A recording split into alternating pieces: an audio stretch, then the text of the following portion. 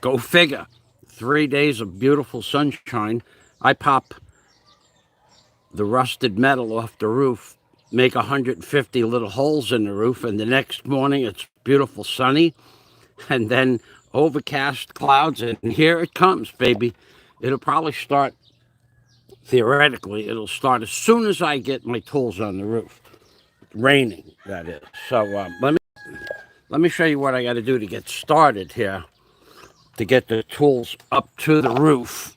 Um, well, it's not so complicated, but it is work just to get the tools up here. So I'm on a ladder, an 8-foot ladder. Well, and what I have is I have 3 ropes that go down to the ground for with 3 different types of. One has a box. This one has a hook, and one is one you can tie anything you want on it. So this one with the hook, I'm bringing up water, half a bucket of water, to wash my hands and to keep my head cool. Drop the hook back down so I don't get confused and step on it. This one here is a box that I have all the little doodads in.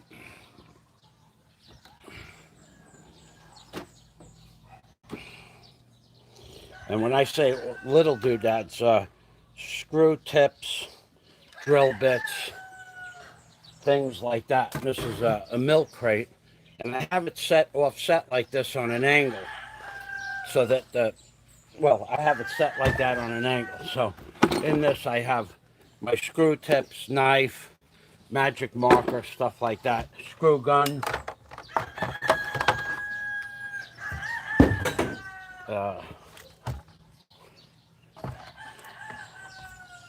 battery operated drill.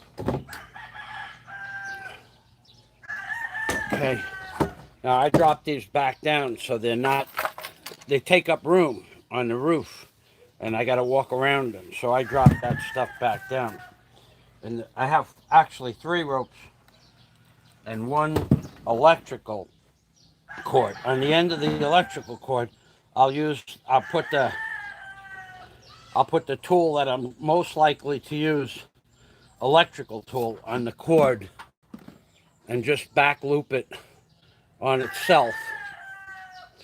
Bring that up, and then I'll plug that in. This is the leaf blower, so I'm definitely going to use that first. And then as soon as I get up off this ladder onto the roof, I will immediately blow the dust off the area that needs to be covered up with the commercial grade vinyl roofing.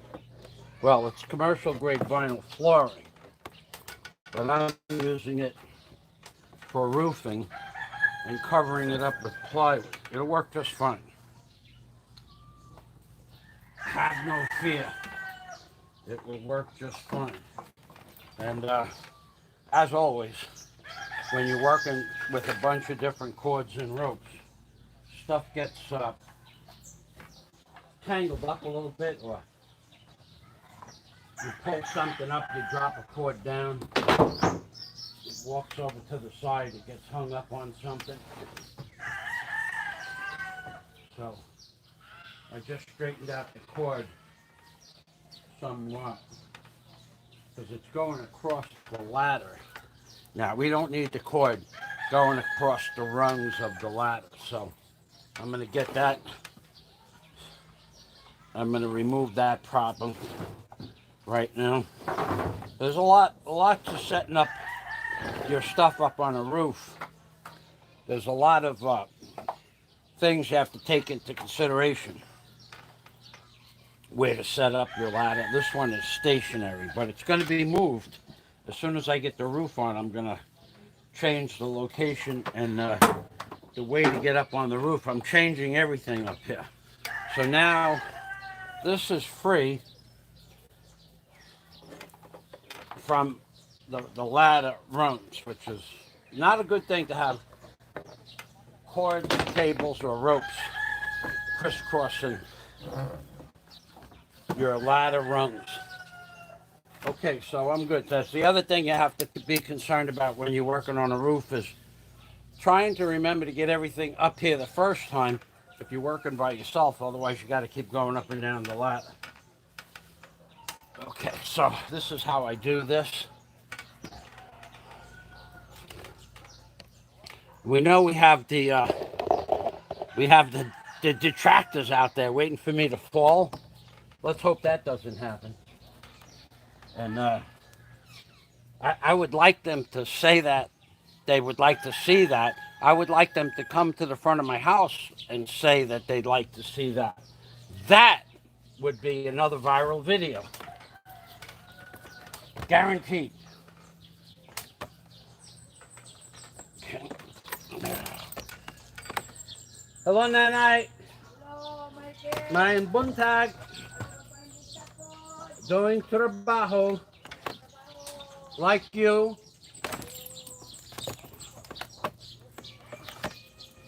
Okay, so I have one piece. I actually have one piece cut. Now I'm gonna set this. I'll show you where I'm working. For those of you who don't know, I'm working on getting ready, prepping to build the hotel, a 4-story hotel, like the one next door. And this is the view from I am actually standing where the second floor balcony will be. And on top of my bunkhouse, I have a work table and some supplies for the roof and other things. So that's the cargo container roof. That's one of my cargo containers. I have another one over there with building materials and tools. Some tools, some building materials, electrical fittings, plumbing fittings, gallons of gray glue, gallons of purple cleaner, stuff like that. That you cannot buy gray glue in the Philippines. In fact, you can't even buy yellow or blue glue for PVC glue in the Philippines. Not possible. You can't buy it. And if you can, it's like $8 for a half a pint. So that area in question, with all the holes that you see on the thumbnail to the right of the jet ski, that is the area that I'm going to be covering immediately with a scrap piece of vinyl flooring. And then I'm going to run vinyl flooring across the top of this roof and bond it to the existing vinyl flooring that extends out from underneath that plywood. And then on top of the vinyl flooring, I'm going to put polyphenolic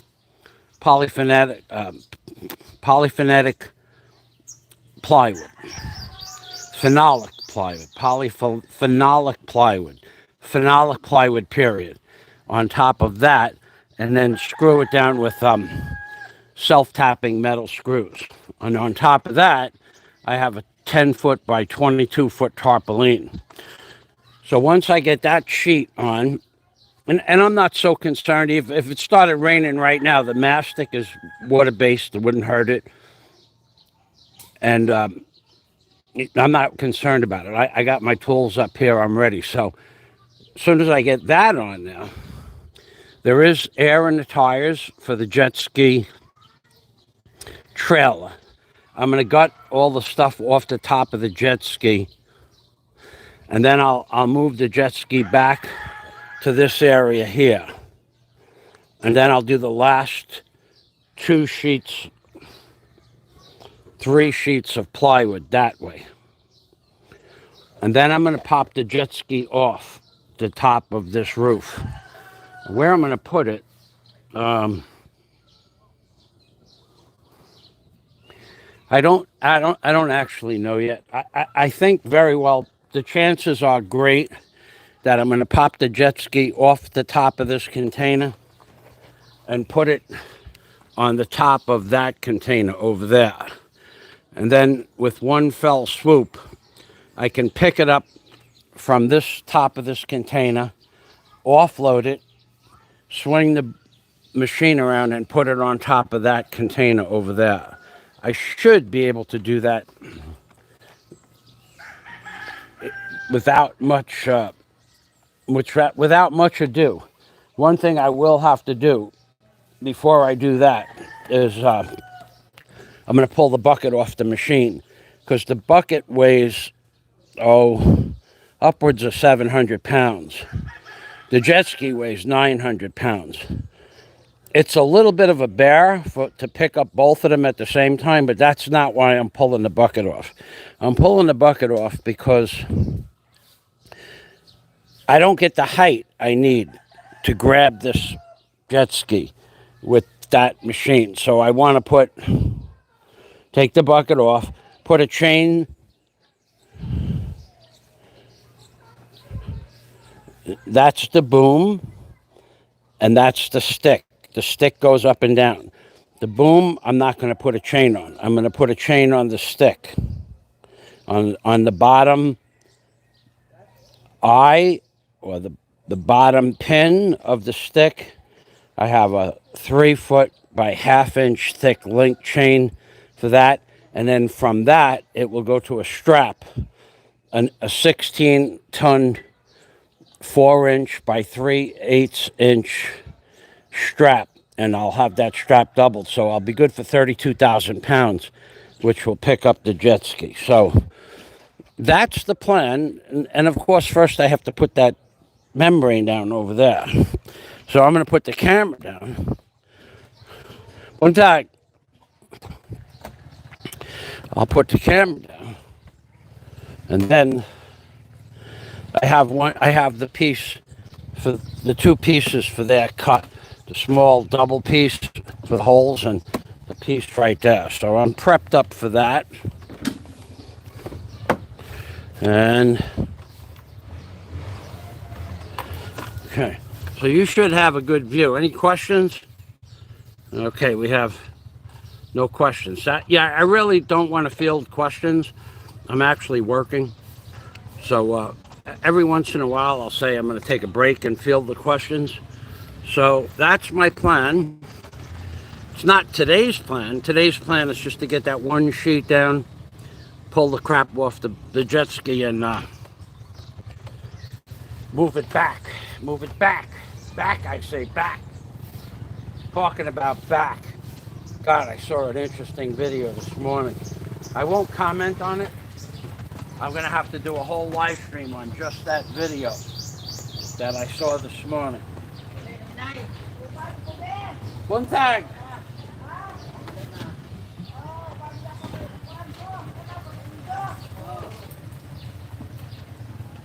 Justin.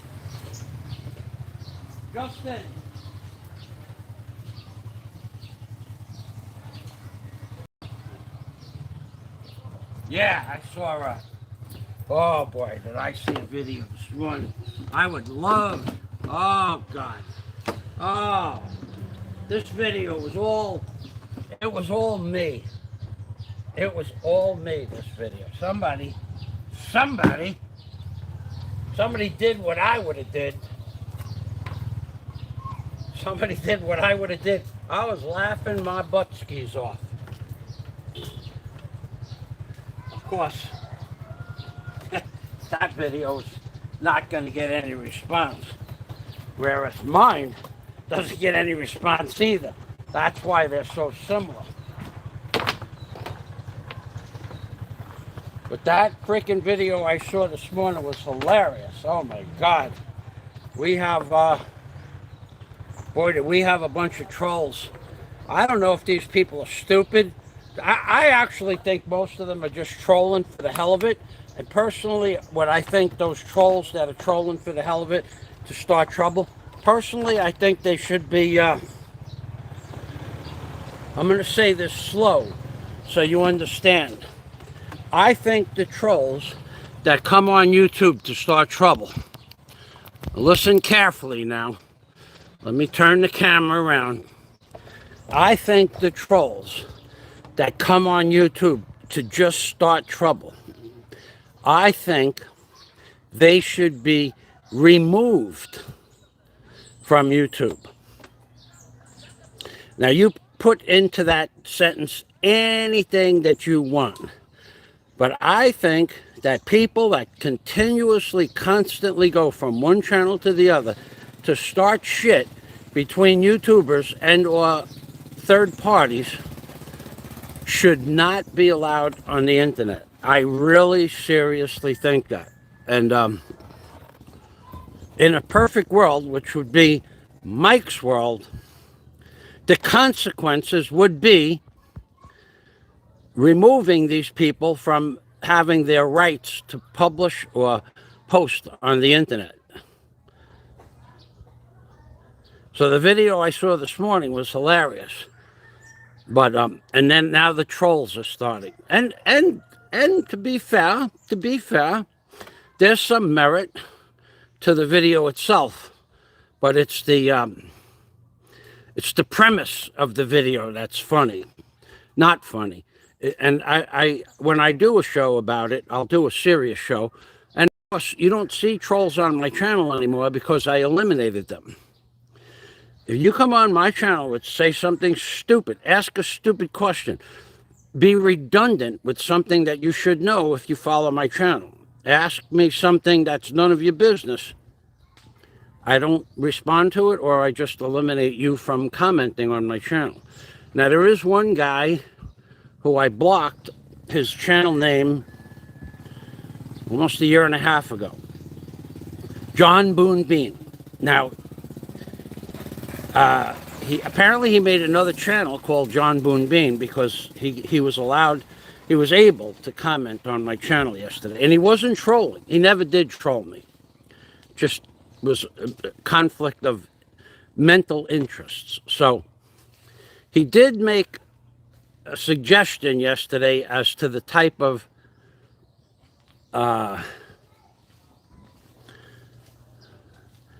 bacteria that's on my leg. I looked that up, John. It may very well be that. And yet 8 Philippines doctors, 2 American doctors, and a healthcare specialist, they all missed that word. They never brought that word into the picture.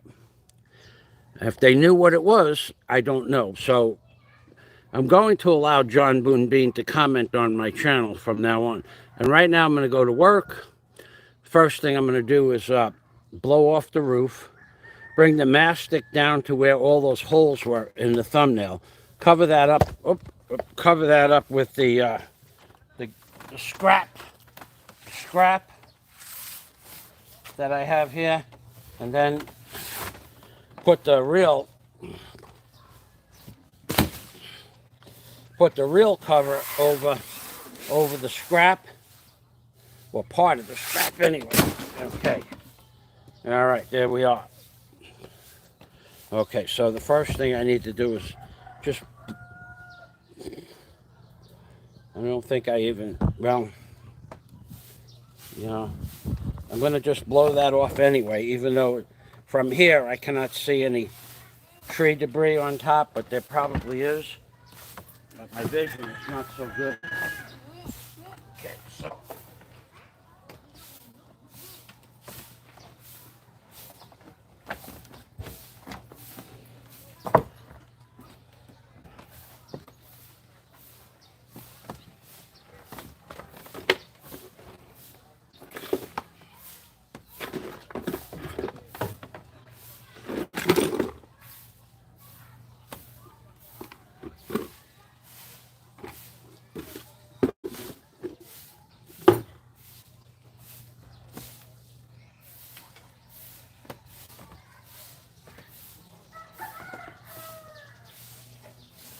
And if John hears that, I don't want to hear any more about my leg.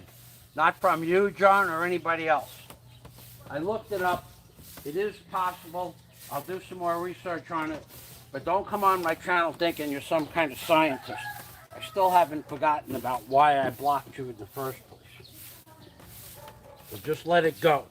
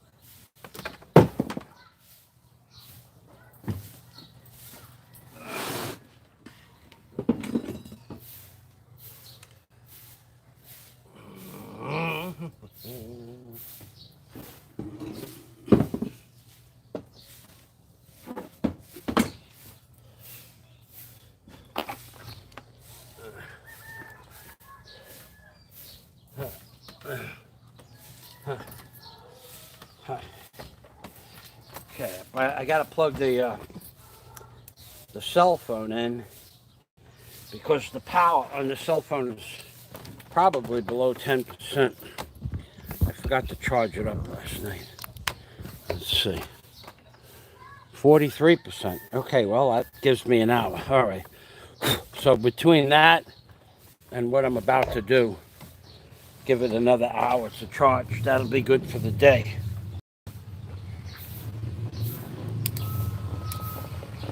Oh. What's that?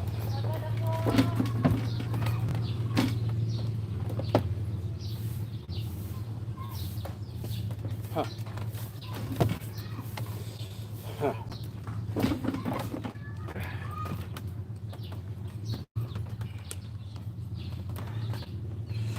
Right.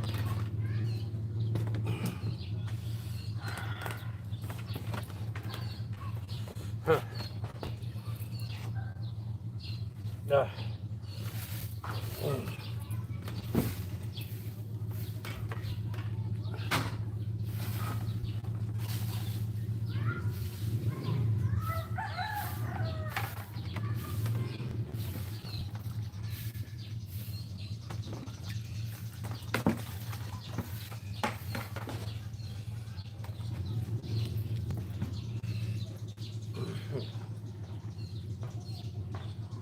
Son of a gun. Son of a gun.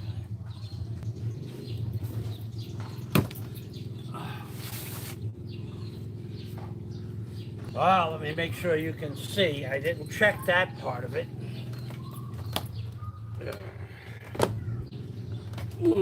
Before I open up the mastic. After I open up the mastic, there won't be much I could do in touching the camera. Okay.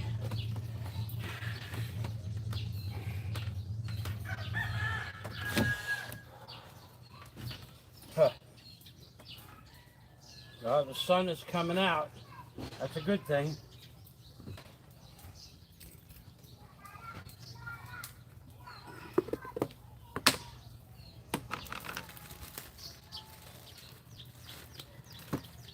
Ah, nice. I left the brush in there. I was 90% sure I left it in there, and I did. This stuff is, I guess this is what they call progress. This stuff is completely different than the black membrane or mastic material. They don't have that roofing mastic in the Philippines. They just don't have it. Here, it doesn't exist. They don't have it. They don't know what it is. They don't know what you're talking about. They don't have it.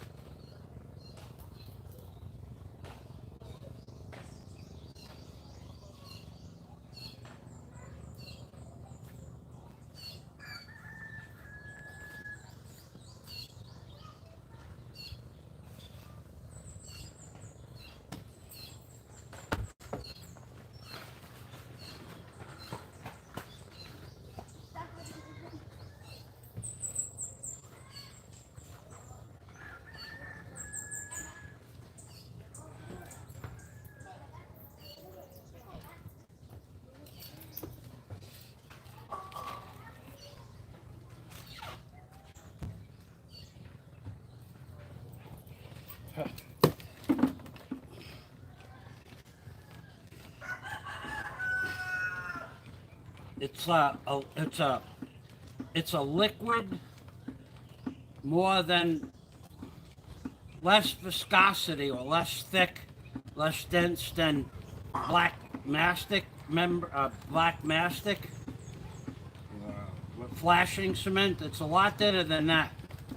In fact, it's like half the thickness of flashing cement, unless flashing cement is very hot. And it doesn't dry the same way flashing cement doesn't dry. That's a good thing. Ini dah boy, terus sampai jangan lah. Mau di mana?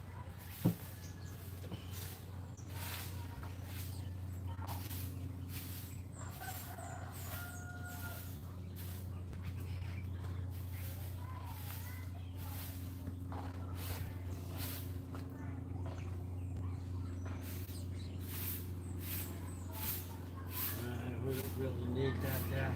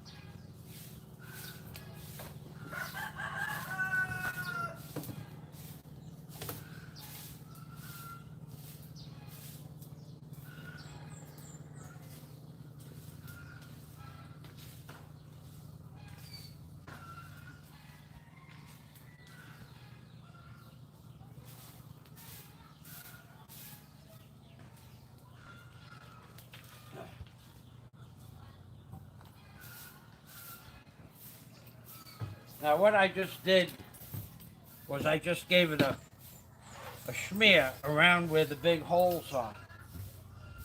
I'm going to put a double layer down where the big holes are for no reason really other than I'm anal and I don't want to do this again.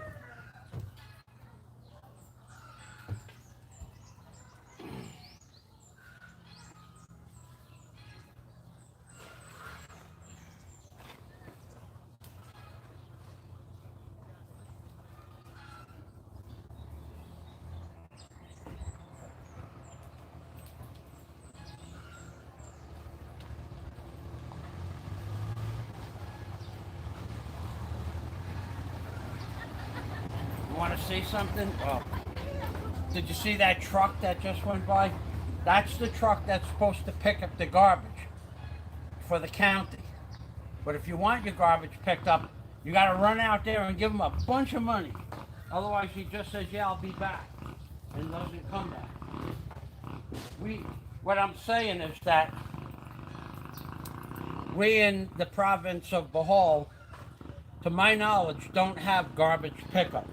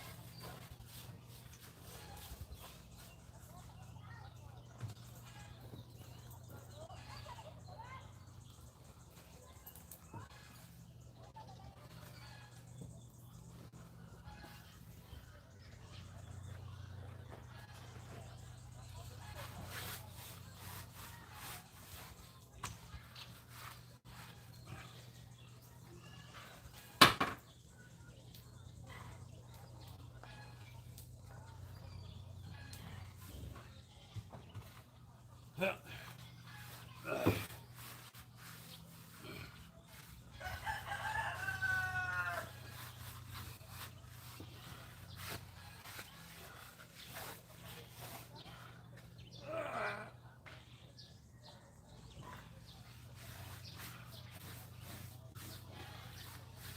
right.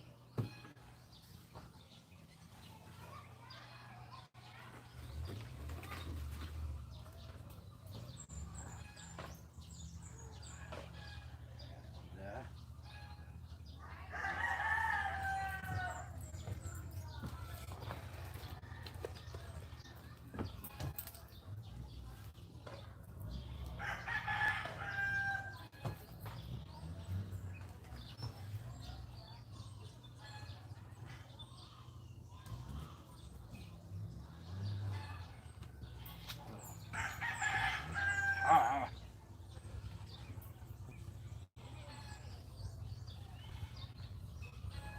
huh. That's bad. I have to change jobs.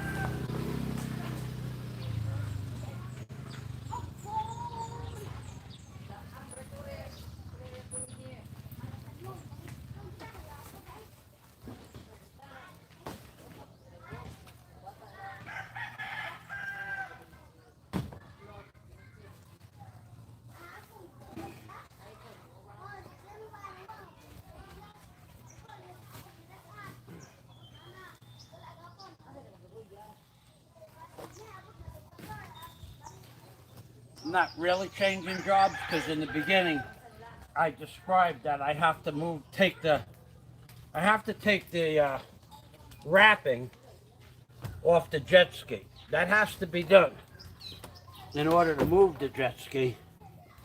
And I can flash the commercial grade vinyl up to the bottom of the jet ski because that's more than 4 feet. And the plywood is only 4 feet.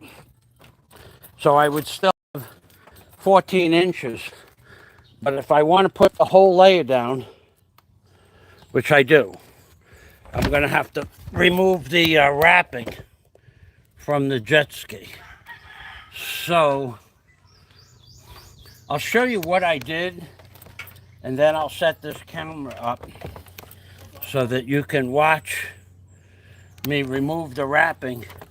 Now the wrapping is nothing more than when you buy sand in the Philippines, 1 ton of sand or gravel, and they sell it to you by the ton.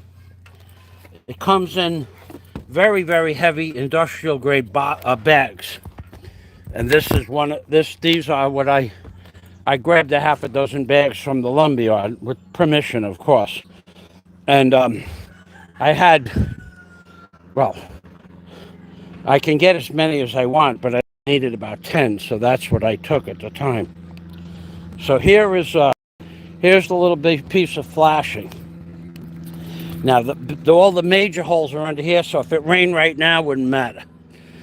So I want to get back a little bit further than this, because the plywood is going to come from 1 foot, 2 foot, 3, wait, no, so 1 foot, 2 foot, 3 foot, 4 foot. The plywood's only coming back to here.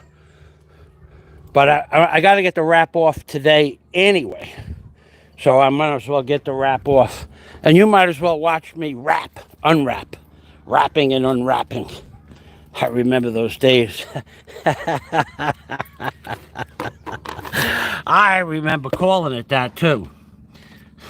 Did you unwrap the present? Yes, I did. Okay, so. All right. You got a little bit of a view. And, okay. Got that.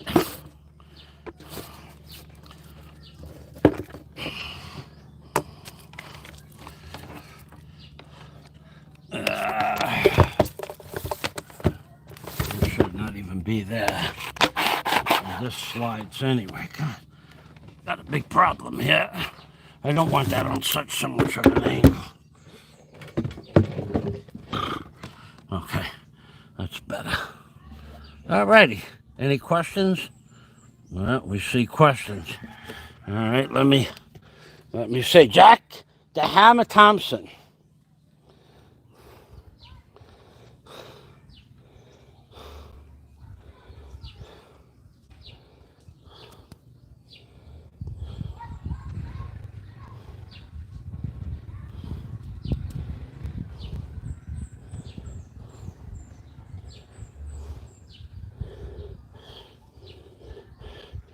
Ancient Derek operator.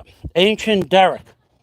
Without knowing you or anything about you, I will tell you I am 10 times the man you could ever hope to be on heavy equipment. So when you say, let's see if he can pull it off, I have more operating experience than most people in the field. But I know I'm better than you. I know that for a fact. I don't care what you operate.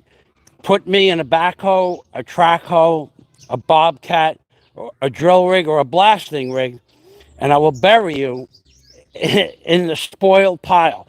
So coming on my channel and trolling me with a comment like that, let's see if he can pull that off. And saying it's the first interesting thing that you will see on my channel, you're an idiot.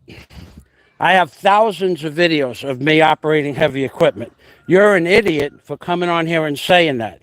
And if you really want to lose a lot of money, let's me and you get into an excavator and do things. Of course, you'll have to provide your own excavator.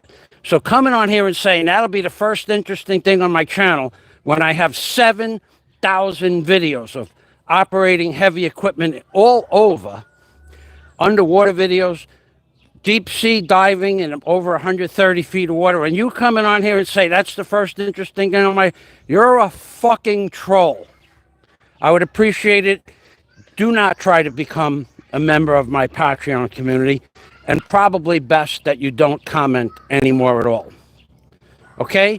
I still haven't received any information of who you are, what you can do, and I don't give a crap at this point. You're trolling. get off the channel. If I see another comment from you, anything other than a super ass-kissing apology, you will be banned from the channel. That's how I deal with trolls.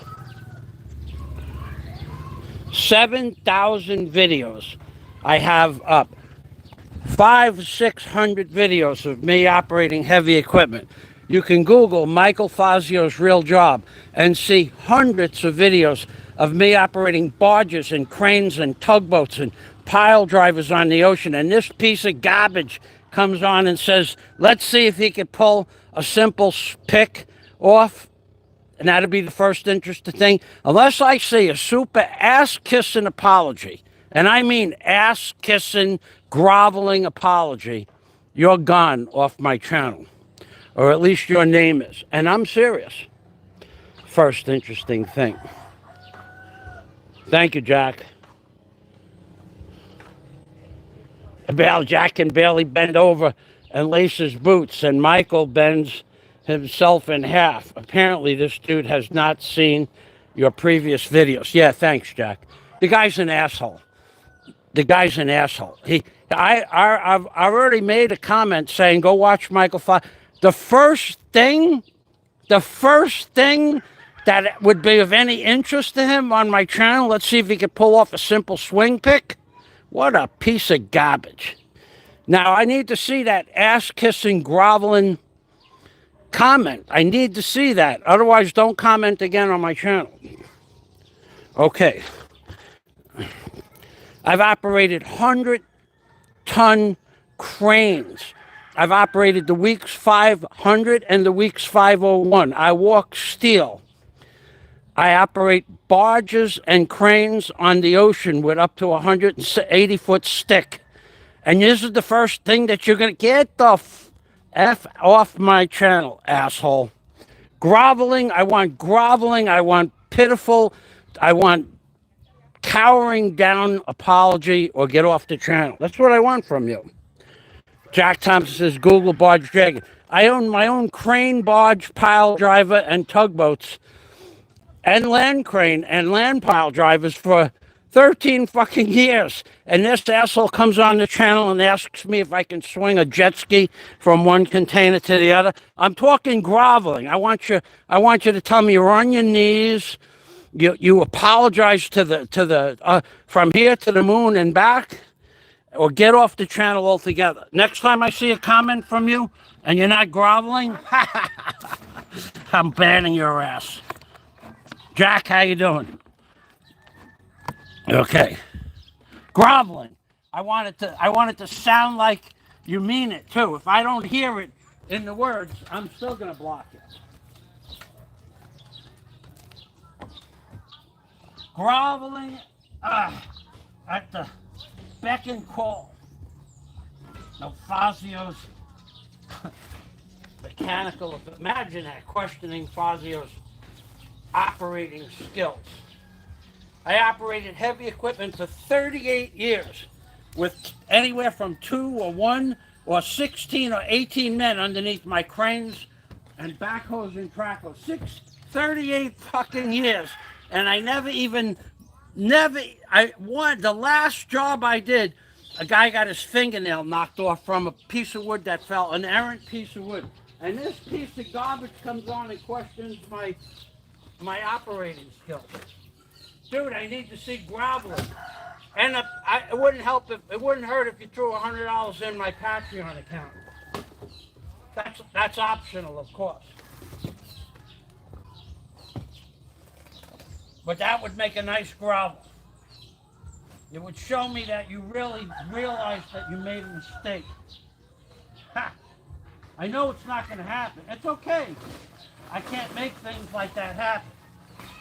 We can hope. And I hope you don't come back. I really do hope that I never see another comment from you ever again. Ancient Derek. Nice name for a piece of worthless blogging, commenting, worthless commenting, blogging, blah, blah, blah. You guys are a trip, man. There's not a human being on YouTube that comments on my channel that can operate heavy equipment better than me. Not one. And if there is, he's never showed me any skills. I have hundreds of videos. Mein Buntag. Hundreds of videos operating heavy, all different kinds of heavy equipment too. And this piece of garbage, a simple swing. He wants to appear as if he has knowledge. You have no knowledge. You're an idiot. You're an idiot for lots of reasons. One, you didn't reconnoiter my construction videos. Number two, you don't listen. Number three, if you just Google Michael Fazio, forget about Barge Dragon, and see what pops up. You're nothing in the world of blogging. You're not, and I'll see that you stay that way by not watching or reading or acknowledging your comments. God, you guys pissed me off. Some piece of shit comment on YouTube trying to show the world he knows what he's talking. You don't know nothing, Ancient Derek. The only thing you know is you just got dressed down, and it's going to cost you big time. You're going to have to drop all that bravado, ego, and make it an acceptable apology. Something groveling.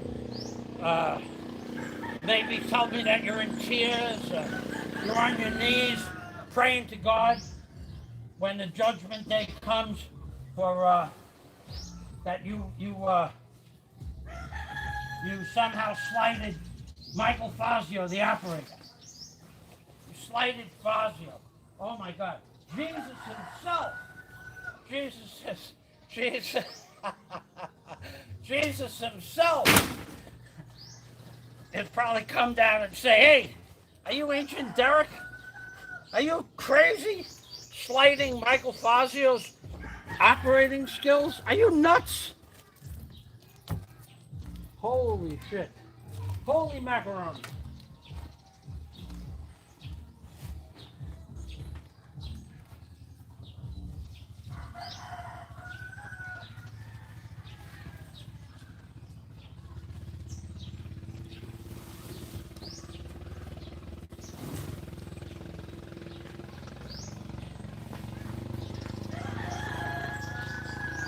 Holy macaroni. Jesus is right there at the pearly gates, waiting with a list. Right at the top of the list. Ancient Derek slights Michael Fazio's operating skills. Straight to hell. 1,000 years in purgatory, saith the Lord. 1,000 years. Or a nice, humble, groveling, I'm sorry, I'm on my knees crying, praying to Jesus for forgiveness, and $100 in the Patreon account wouldn't hurt either. And don't even try to become a member of my Patreon account. Not $100 in Patreon, $100 in PayPal. Don't try to become a member of my PayPal community. I don't want you in my Patreon community. And I will see a notification that someone came in, and I will remove you. Even whether you use your real name or not. I'll just remove the next. You cannot become a member of my Patreon account without me knowing who you are. And I can't make you show me who you are, but if you want to become a member of my private account on Patreon, there are certain requirements. And that's one of them.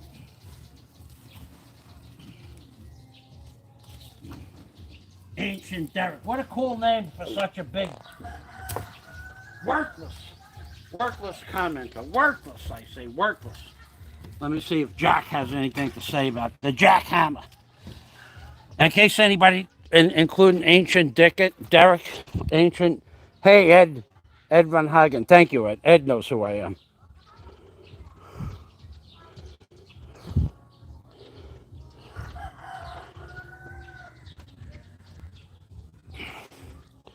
Okay. Uh, Jack, Ed Van Hagen, we need to smell the groveling. Yeah, a little bit of doo-doo on the old nosing, like Rudolph the Red-Nosed Doo-Doo. That would be great. Hey, Jack, I had something funny to tell you, but not here. Jack Thompson, ED. Ah, you're talking about the Mr. Ed on Wilbur and Ed. Don't let the troll get to you. Oh, the troll doesn't get to me. It only encourages them. Well, no. Well, it could encourage them. It could encourage them to grow up and be a fucking man. Could encourage them to do that. Or do some research before you open your mouth. Thank you, Edmund Hagen. Edmund Hagen's been with me for a long time as well. They know I'm not lying. Why would I do that?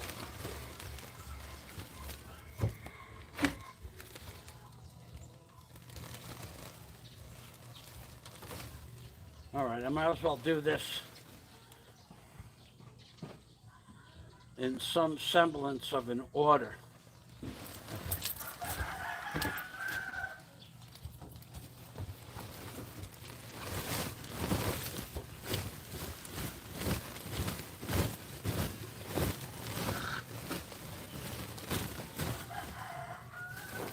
Now this doesn't look like much is left on this in this 1-ton sandbag, but if you put this over the jet ski, which I will again, and you put another one on top of it, pretty much it should give it 100% cover, and anything is better than having the sun beat down on your equipment, whether it be a motorcycle seat or an excavator, the rubber gasket on the window frame, a tire. That's why I paint all my tires, so that the ultraviolet rays from the sun don't react with the rubber and disintegrate the rubber on a molecular level. And that is what happens. So all you people out there that say, why does he paint his tires? For the same reason you use sunblock, to stop the ultraviolet rays from destroying the items in question on a molecular level. Something you can't see, but you will feel it as in the form of sunburn.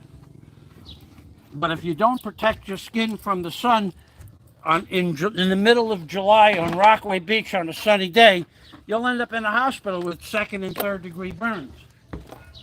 But if you put sunblock on or a light shirt, the ultraviolet rays are canceled out, and you can go back to the beach the next day and enjoy your day. Otherwise, you'll be in a hospital for 2 or 3 days with 2nd and 3rd degree burns. Do we smell groveling yet? That's the question. Is there groveling? I doubt it.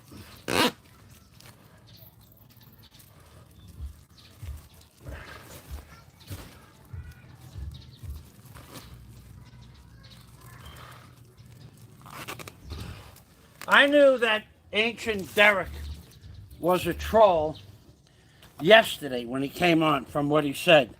As soon as he said, is there, if I sign up for your Patreon account, can I see videos of you moving the cargo containers? Now, I thought about that sometime last night. What I think he was really asking was, how do I get a cargo container to the Philippines? I think that's what he was asking, because other people have asked that question, and I tell them I'll give you the exact instructions. Here, look, so there's no misunderstanding. If you geniuses out there, and Jack, King Marlboro, yeah, baby. All right, Jack, hammer. I'll do that. Okay, so if you geniuses out there, and I call you geniuses, I really don't mean it. I am actually calling you fools. I'm actually calling you fools too. It's not. Don't make up a story and say, well, he might be a little bit upset. No, I'm calling you fools. Cargo containers to the Philippines. It's not like shipping a cargo container across the United States. I have the contacts for that. I have the names of the businesses or types of contacts you will need and where they are. I have the names of companies that you should avoid because they're just total frauds.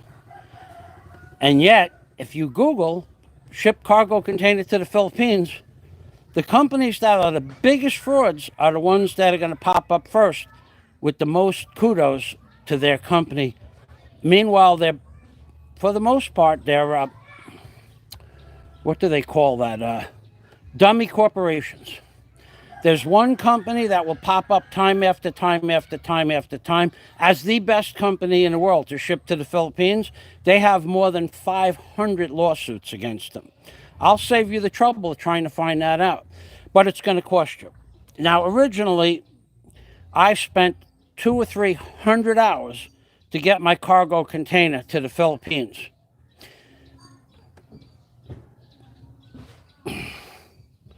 That's right, Edvin Hagen. And this is a big one because it happened to me. How to avoid getting extorted, or basically not so much extorted, you agree to pay ground fees. How to avoid ground fees. Not extortion, it's part of the deal. But I can tell you how to avoid, in my case, 21 days of ground fees at $60 a day. That was $1,200. 21 days of storage. It cost me several $1,000s because of a glitch that I didn't know about. And they didn't tell me about. And broker knew about.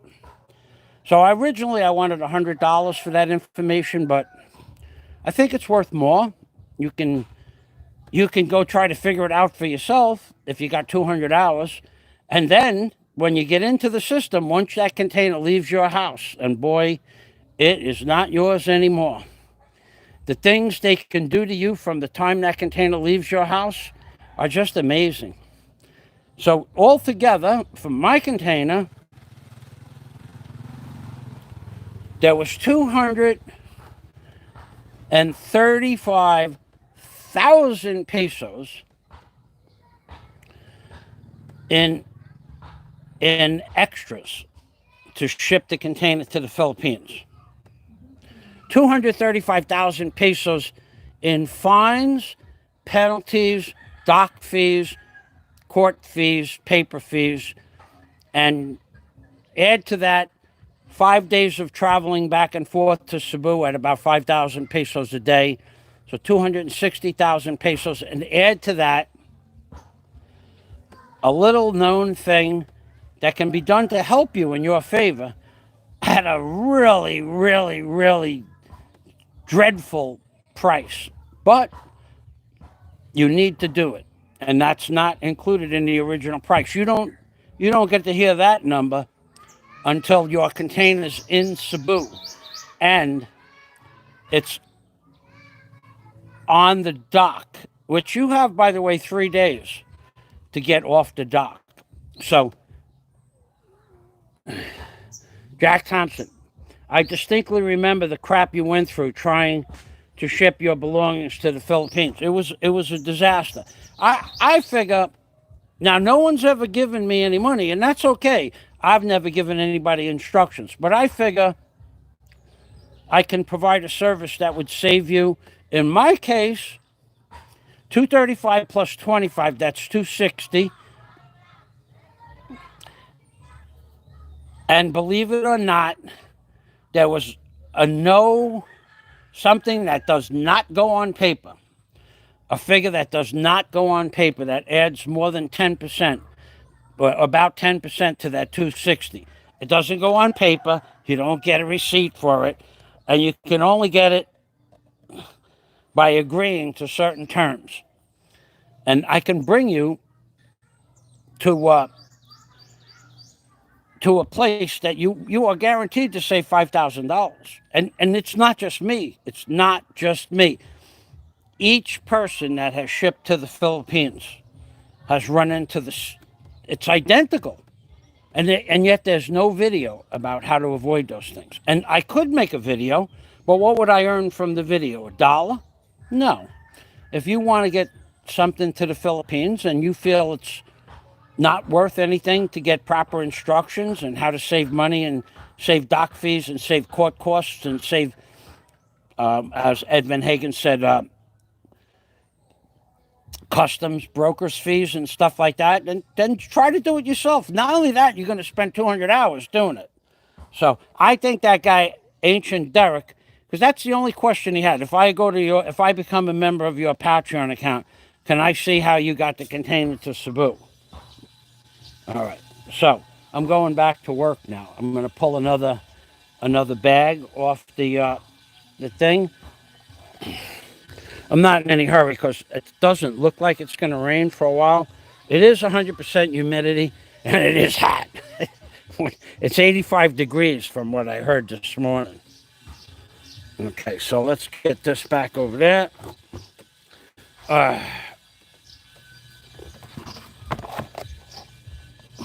Yeah, Ancient Derek. I don't see any groveling yet. Anybody see any groveling? And that wager that I'm a better operator than you, let's do it on something difficult. Let's do it on a crane barge on the water. We'll pay for the use of the crane barge. When I say we'll split the cost, and when you lose, it'll come out of your end of how to operate a crane barge on the water. Picking up the spuds, dropping the spuds. Maybe they'll have a pile driver on there, setting up the leads to pick up something and drop it in, put a stick in the mud, so to speak. Yeah, let's do that.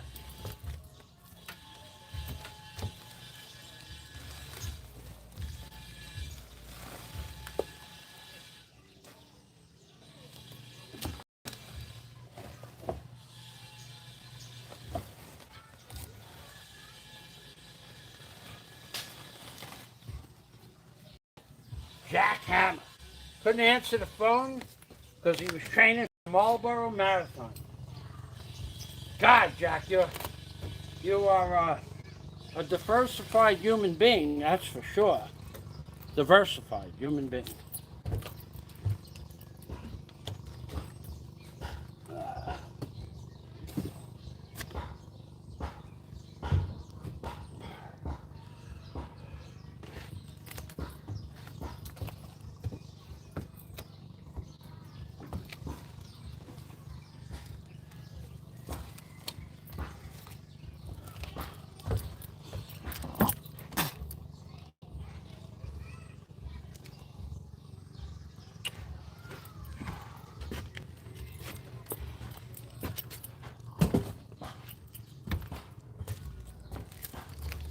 Groveling.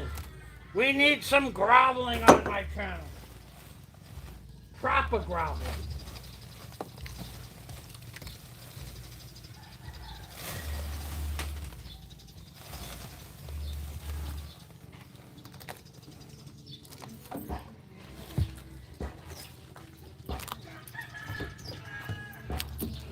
Well, I found a pile of ants. Oh my God. Look at this. Are they red biting ants? That's the question. I found them. There they are.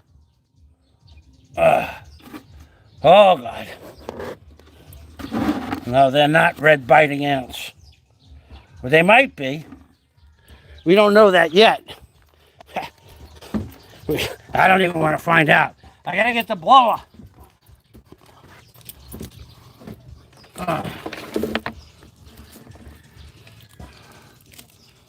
So far, they're not.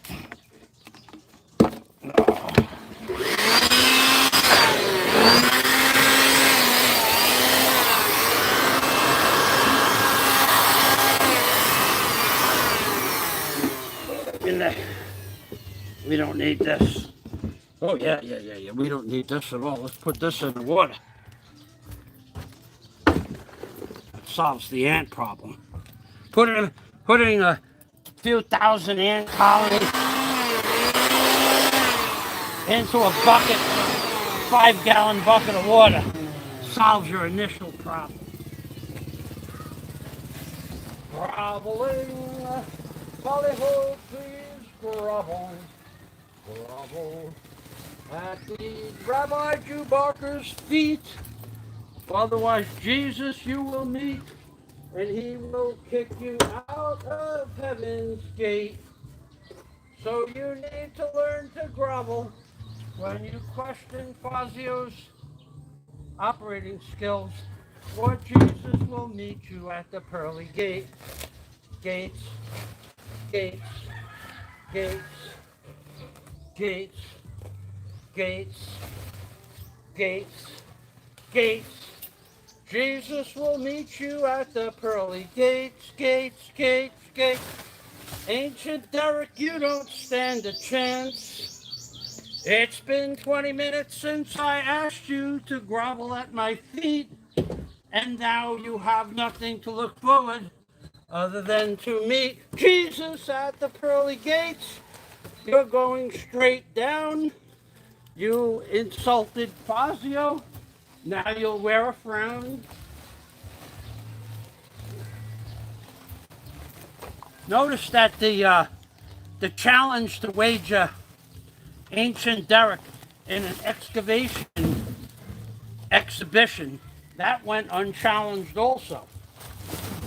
Or a crane, or even a bobcat, which I would prefer not to do. I really like the bigger stuff, like the Coring 666, the Beast. I can operate one of those too. You probably couldn't even level the Beast. You wouldn't even have had to level it out, Ancient Derek. Most people would not.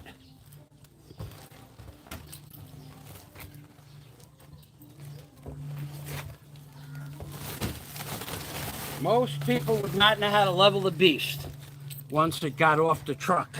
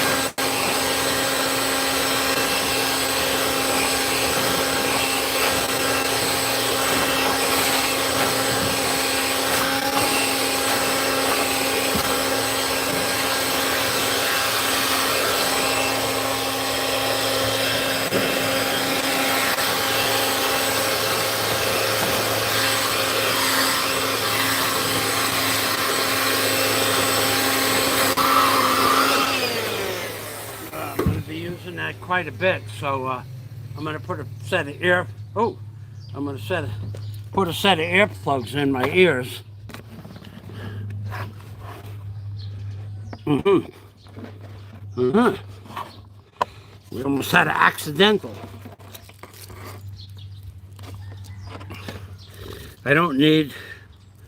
What I don't need anymore is the power for the camera.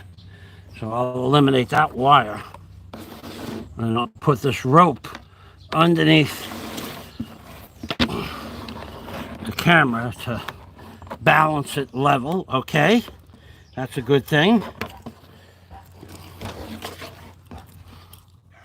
Ancient Derek, all mouth, no ass, won't back it up with any class.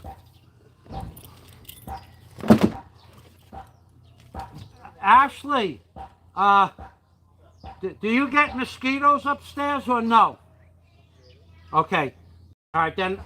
Mein Buntag. All right, I'll see Christian. I have something for him.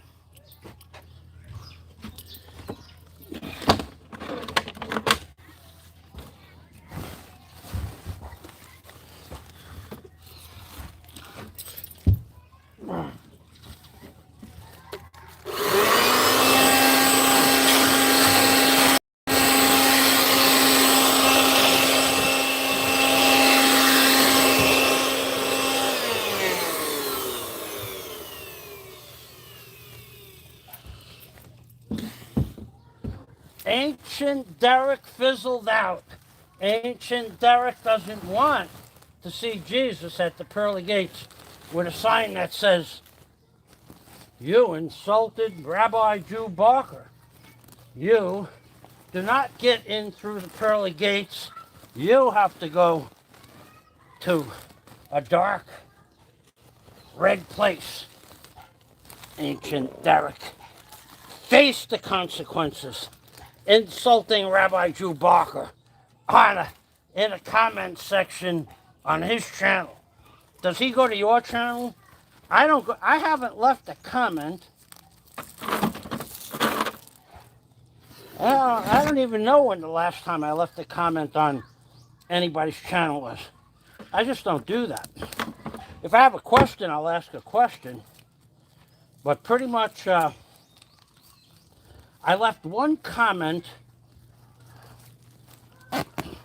I think I left it underneath the Alpha Male channel, but I don't really remember. And it wasn't derogatory, it was a question. I don't do that shit.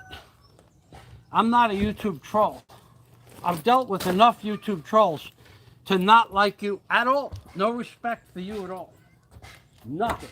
Zero do you get respect from the rabbi. All right, I'm going to check the comments. Just because it's blaring hot in this sun, and any little break is a good break. Because it is freaking hot up here. I got to go get water. It is really hot. Huh. What did I do with my water bottle? Oh, God. I had a water bottle. Alrighty. I think I might have left it on the other, on top of it. Ancient Derek, where's that groveling retard? Grovelplex. No water bottle. Don't tell me I didn't bring a water bottle up there. Don't tell me.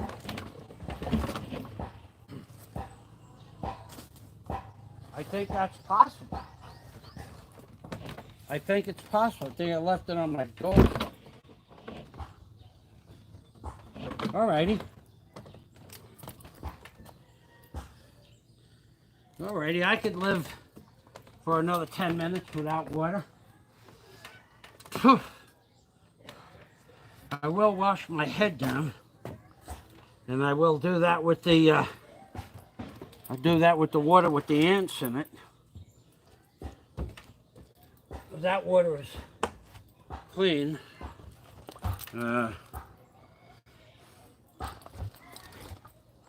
Best do that over here.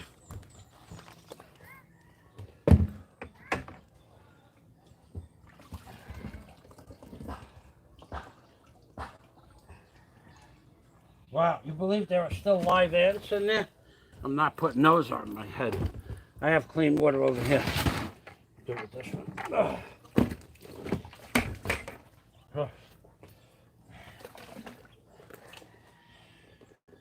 Oh.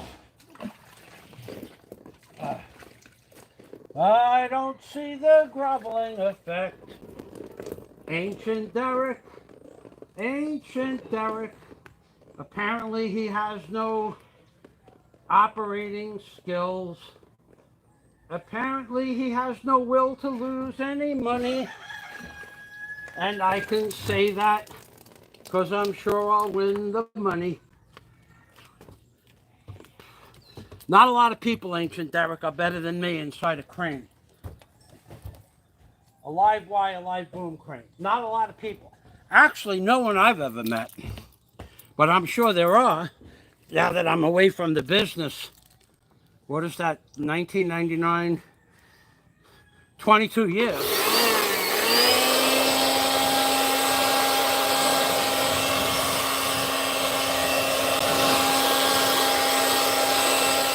When I was slinging and winging in the live boom, live wire marine construction business, nobody I knew would even dare think about challenging the files.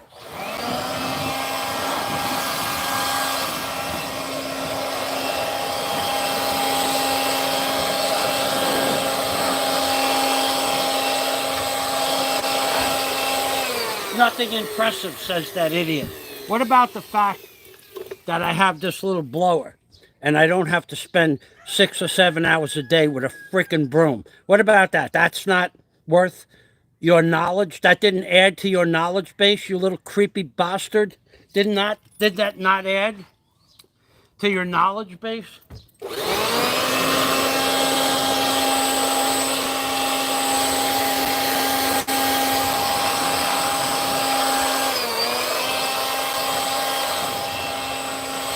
You want to hear something really funny?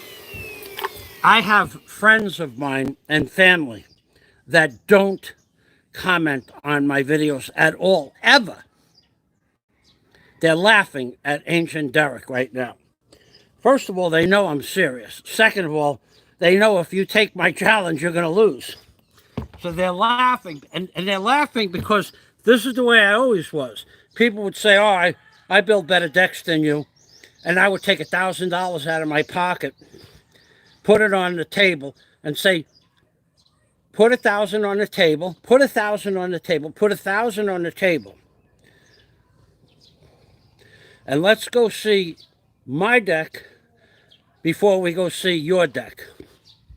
And they would get to my job, we'd walk into the backyard, they'd look at one of my custom decks, and the money would be mine. They wouldn't even bother to take me to see their deck work. Because I'm good.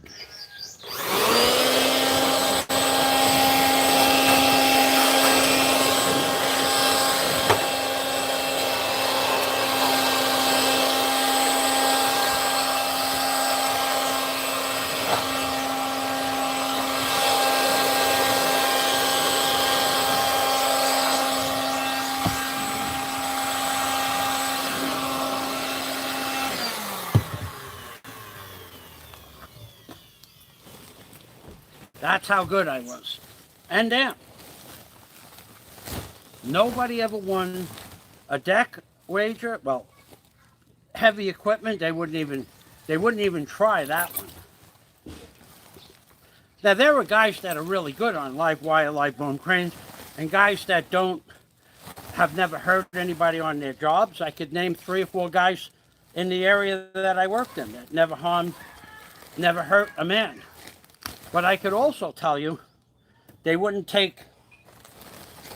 around the outside. If there was a shortcut, they wouldn't take the chance to do it. And it wouldn't be a question of it being dangerous.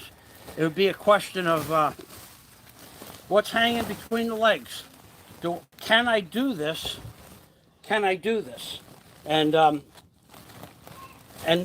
so, whoa, big cockroach. The biggest and the biggest challenges and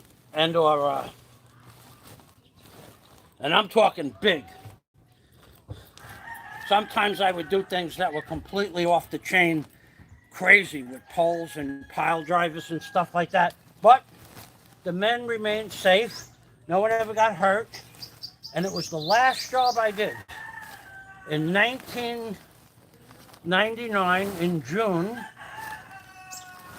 that the guy who was, his thumbnail got knocked off. That's the truth. His name was Frank. I won't tell you his last name. His name was Frank, and I told him, Frank, I had a drop hammer, a 6,000-pound bell drop hammer.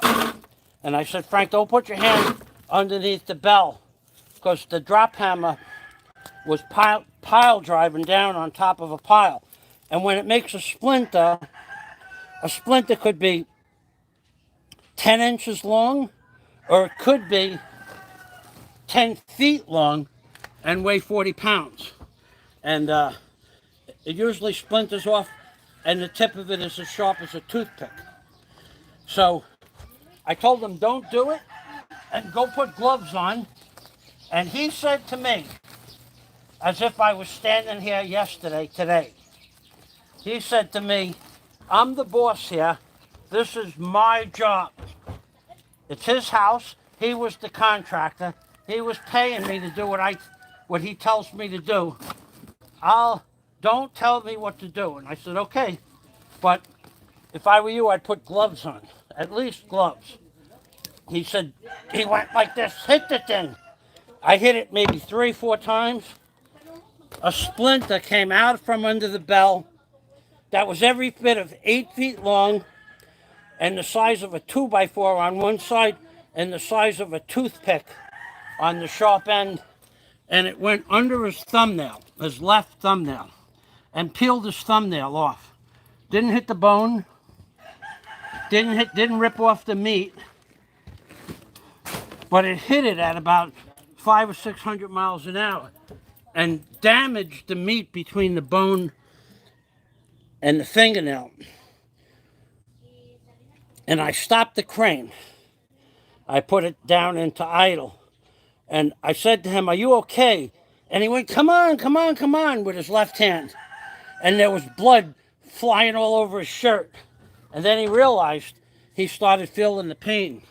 That was the first injury that I ever had under his insurance, under his contracting license, at his house on his job. One time in 16 years of operating live boom, live wire cranes, one injury. That's not bad. And had he listened to me, it wouldn't even have happened. I'm going to read the comments. I know you guys don't believe it, and I don't really care what you believe. I never cared what you believe, and I'm never going to care what you believe, because I don't care. What do I do with my glasses? Uh-oh. We lost those bad boys. There they are. Next to the water. All right, I'll read the comments. Maybe we have a groveling experience. This guy better grovel proper. Otherwise, I will reject the groveling and ask him to start anew. Or he can just worry about dealing with Jesus when the time comes. Jesus at the pearly gates.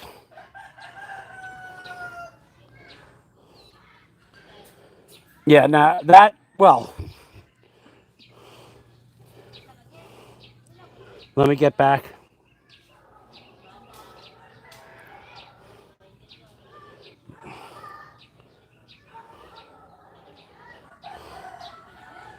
Okay.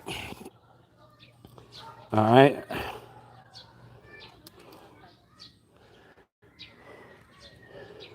Jack's practicing deep diving. He smokes 3 packs of cigarettes a day. No, I don't know how much Jack smokes, but him and I have had this conversation. He should stop. I stopped smoking, therefore Jack Thompson should stop smoking. Jack is practicing free diving, the chronic coughing. Jack, I stopped smoking, therefore you should stop smoking. The neighbors will say that Michael owns the mosquitoes. I found some off yard spray. I can't use that stuff, but the man next door, the manager of the hotel, him and I have been friends for now 7 years. In fact, I saved his life. He's the person whose life I saved in the video, swimming out in the ocean. And him and I exchange. If he has something that he doesn't need, he'll ask me if I want it. Mike's water bottle is on the other side of the sun. Ants are some of the most resilient creatures known to. They are, man. Those ants that were on that piece of wood in that bucket, God, there was in that little log. They find the right log. They just you could get 10,000 ants in there. Now I've seen a man pick up a dime with a backhoe, no dirt. If you have a new machine with no slack, I don't see the problem with doing that. You got to remember, these guys don't just get into a backhoe and do that trick. They practice it for days, months, years. I do shit like that on the fly. It needs a module, of which I bought a new one, and either the new one doesn't work or the harness is no good. And I actually need a mechanic with the testing tools to test that module, like when you bring a car, when you bring in your Ford Explorer, and it's like a 1999 Ford Explorer. I think they had modules in them. Well, there's a computer that checks the modules, and it'll tell you if the module is good or bad. You plug in the accompanying plugs. So each module has a different configuration of plugs, or the plugs do different things. No one in the Philippines has a tester for that jet ski. They might have new testers for the new jet skis, but that's like a 1988. So the module was supposed to be bad. I bought a new one for $240, and that didn't work out. Then I had a guy that wanted to bring another one from Manila for $2,000. Two men for 2 days in a hotel, plus room fare, food, drinks, transportation. Two men. I think I have the module inside the unit. I'll show you what they wanted $2,000 to replace. I'll show you the module. They wanted to take the module off and put a new one in its place. And if it worked, it worked. And if it didn't work, they still wanted the $2,000 less $300 for the module. They wanted $1,700 to remove these three nuts. $1,700 to take three stainless steel nuts off.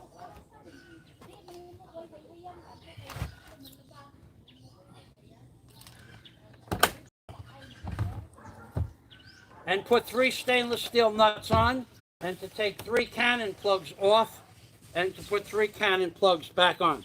$2,000 to do that, what I just said, $2,000. I'm not lying. And I went sideways on the guy, and he never did come.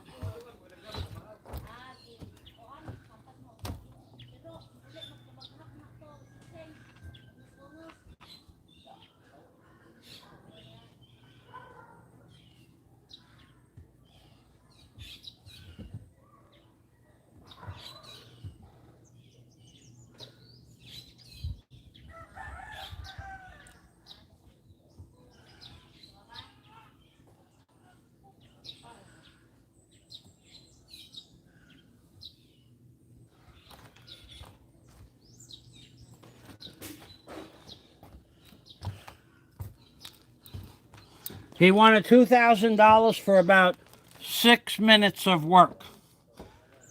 And then I said, just ship me the module, I'll do it myself. And then he said to me, you wouldn't know how to do it, you're not a marine mechanic. I said, no, I'm just a jet mechanic. Okay, so the module is in the front compartment. It's in the front compartment. I'll get to that in about 40 minutes. But I'll show you how big the module is. It's exactly this big. It's exactly 8 inches across and 5.5 inches high, but it's only 1.25 inches thick. And it has 3 screws that hold it. 1, 2, and on the bottom it has 3 nuts. And that's what and in this, it plugs in 3 cannon plugs.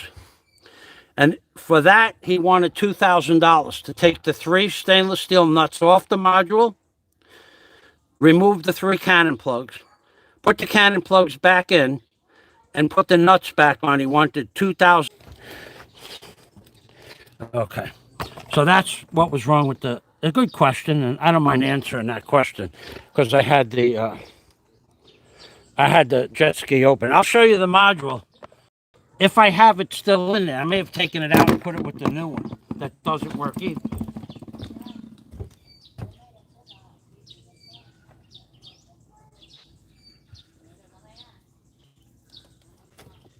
Huh.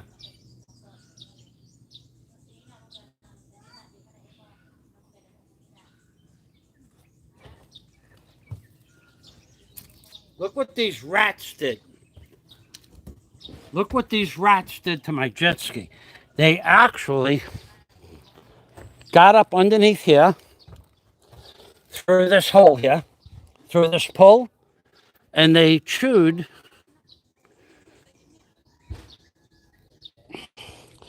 They actually got up through this hole here, right here, and they chewed the plastic frame. This purple stuff, this is not from a saw. This is rat. This is the chewing of a rat.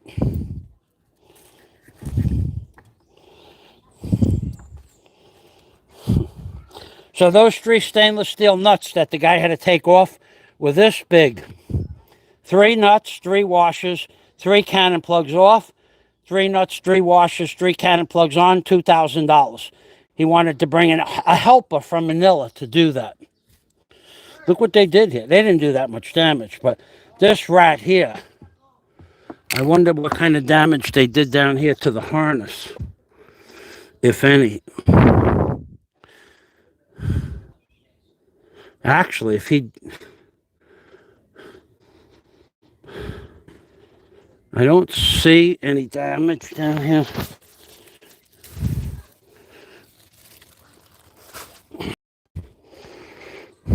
Yeah, I do. I do. So unfortunately, I do. I see styrofoam balls down on the floor there. Now, that's not a lot of damage. That's a piece of styrofoam that I used. I do believe that's a piece of styrofoam that I used to brace between the battery and the side of the hull. So I don't think that's real damage. Okay, now I'm gonna blow this off, and then I'm gonna try to turn that by hand. The last time I tried to turn it by hand, this crankshaft would turn. Well, I could try it right now.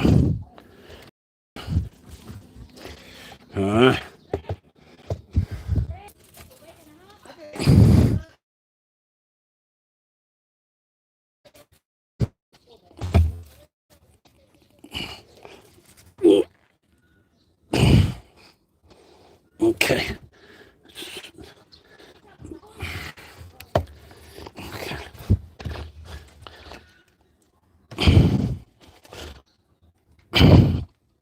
It's moving just slightly. It's not froze up solid. I need to put a pair of pliers on there. I'll bring a pair of urine. So apparently there was a rat living in there. Anyway. This is a good Rotax motor. I think this is 84 horsepower, this motor. Okay.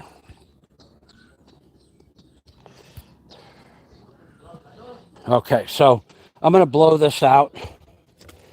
I'm going to blow out this rat.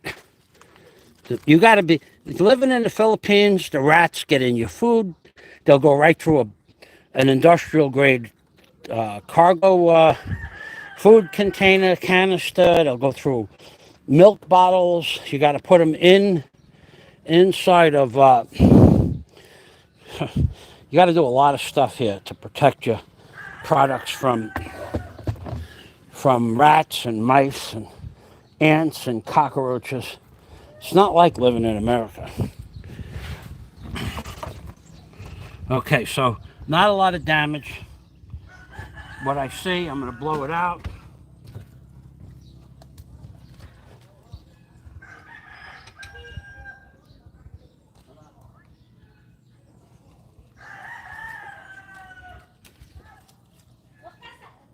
Nothing that means anything really.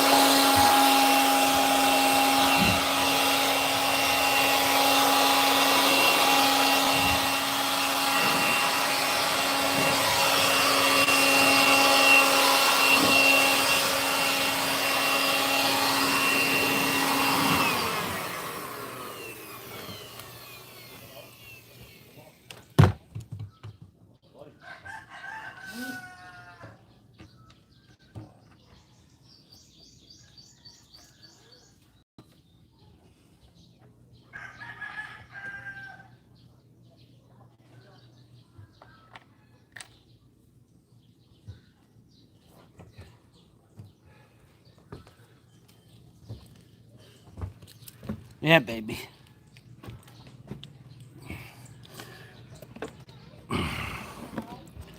Yeah, baby. Let's see if I'll check the comments. I'm checking the comments a lot because it gives me a chance to sit down. That sun is brutal. Ah, absolutely brutal.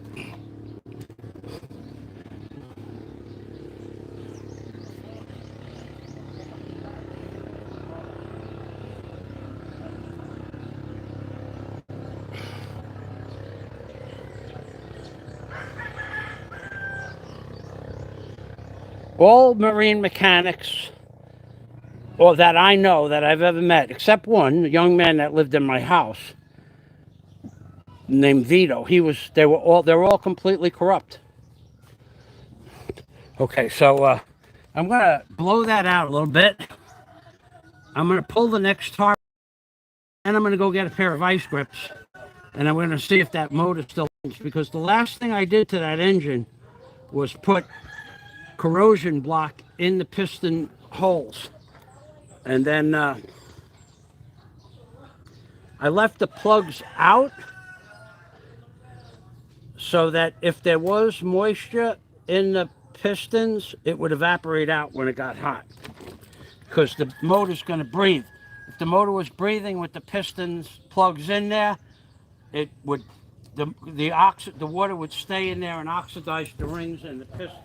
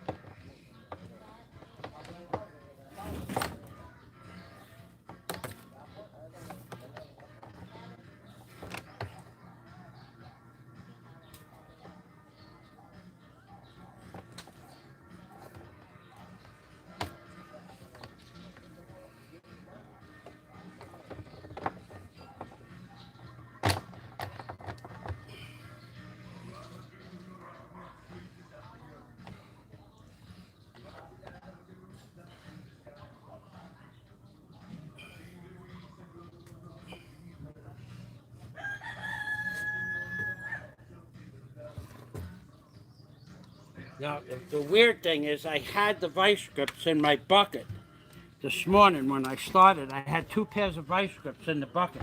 And I took them out. I said, I won't need these. And now I need them.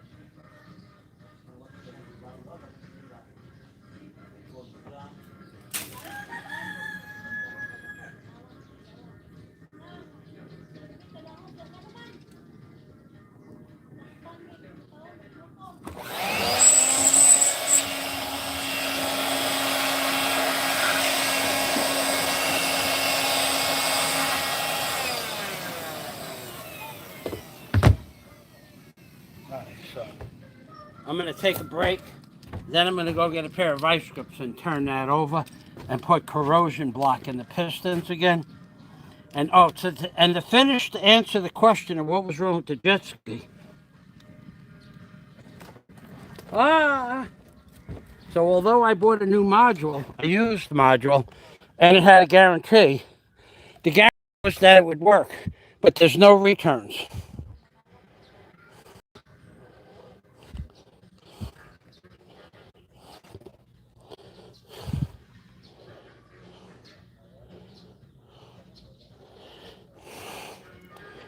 The camera was facing the jet ski. What do you want to watch?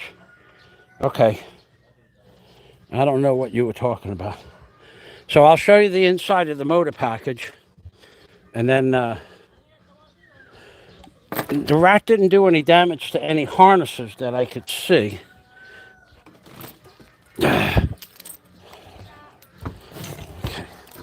But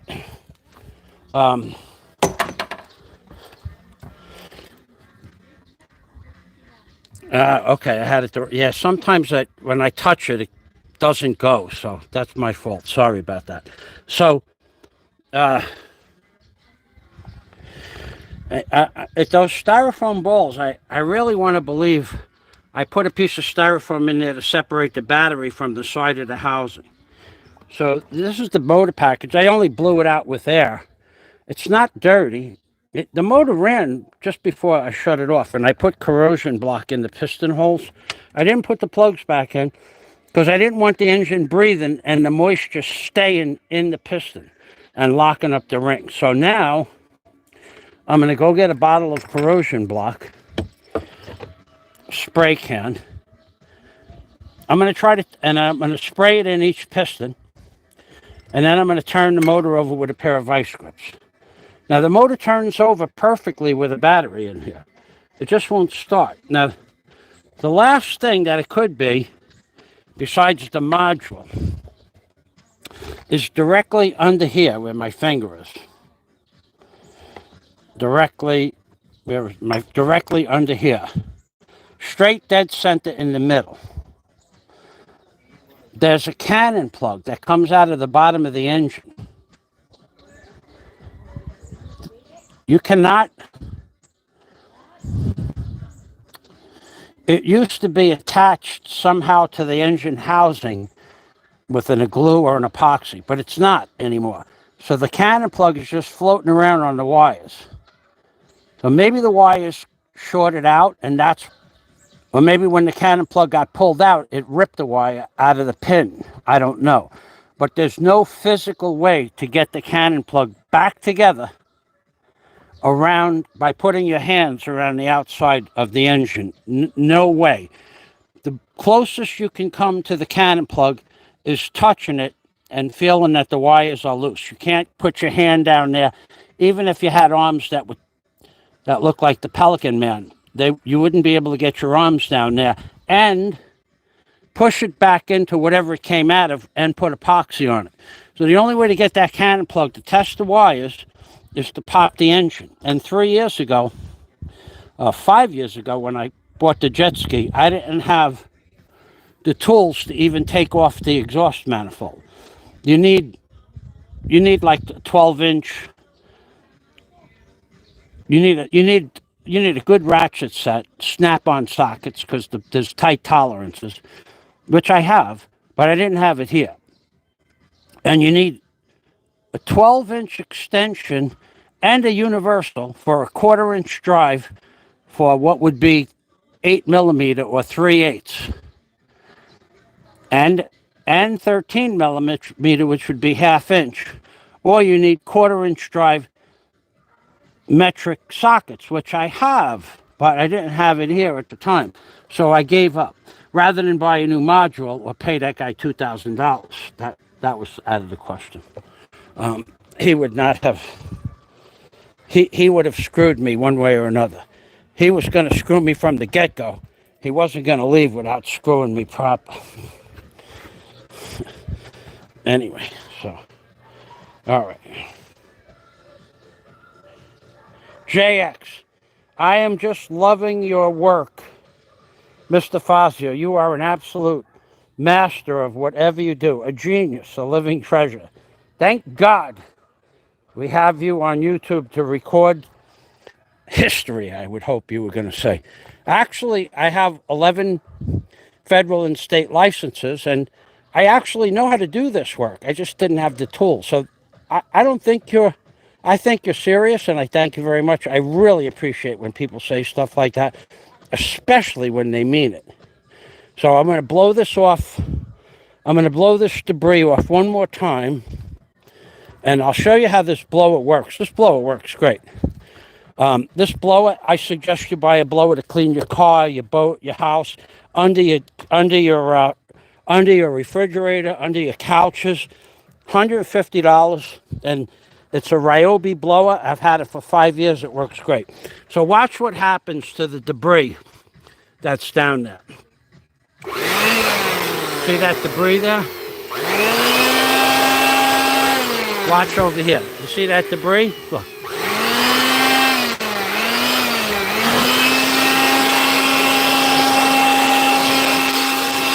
You don't have to sweep. You don't need a dustpan. You don't need a shovel. You don't need to get on your hands and knees. It just blows it all out from under a refrigerator, from under a car seat. Blows out the ventilation on a air conditioner or a fan, cooling fan system in your car. So let's just put it over here, and I'll show you how it works its magic on solid wood. Ready?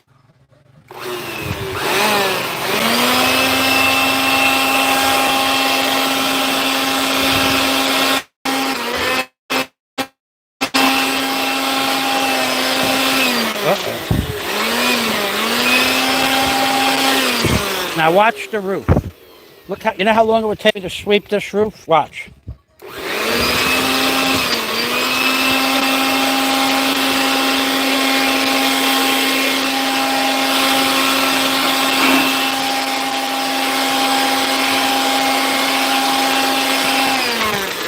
Now we'll go one notch further, and I'll show you in between those two boards there. Watch this.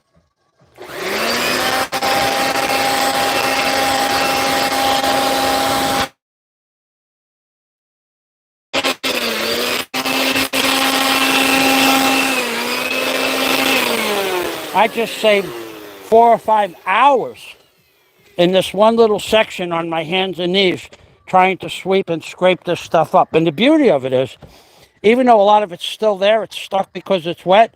Once the sun hits it or once it rains and dries again, you can blow it and the rest of it will blow out.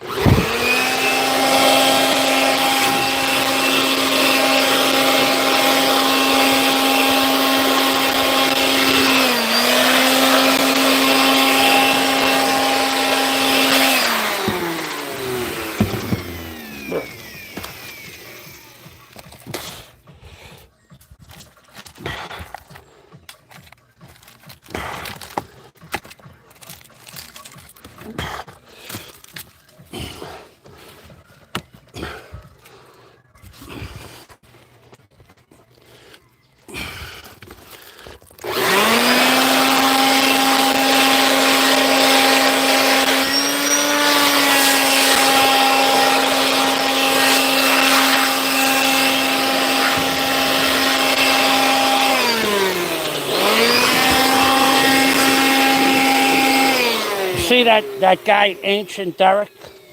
Ancient Dirt? I will call him Ancient Dirt from now on. Old Dirt. Ancient Dirt, Old Dirt. See how he said, it will be the first time that I see anything worthwhile watching Fazio's channel. Well, this blower and the trick I just showed you with the blower is worth thousands, tens of thousands of dollars for those of you who pay attention and use this trick. And Ancient Dirt, he don't see any of that. Ancient Dirt was a first-class troll.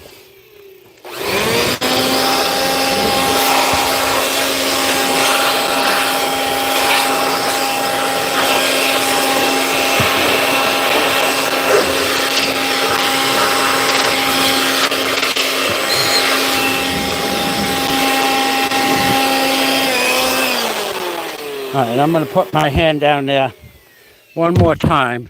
No, I got enough stuff out of there for now. Well, maybe one more time.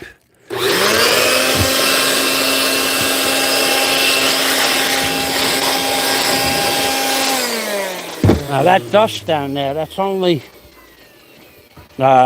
debris from a couple of old plastic bags and a rag that I had covering up the motor with oil on it. So I'm going to plug the camera back in and you're going to watch the jet ski. I think I may take the last tarpaulin off because what I want is underneath the tarpaulin to dry so the blower will blow a dry product rather than try to blow a wet mess. A wet mess. That reminds me of my daughter's mother. Ha! I haven't thought about that expression in a long time. A wet mess.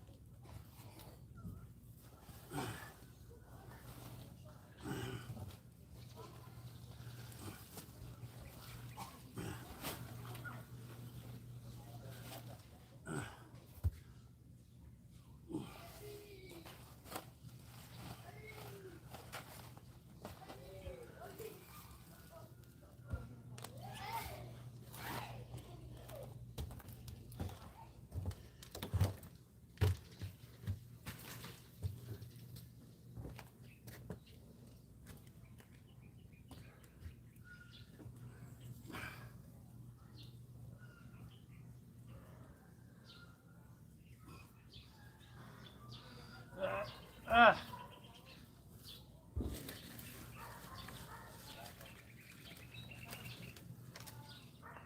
Huh.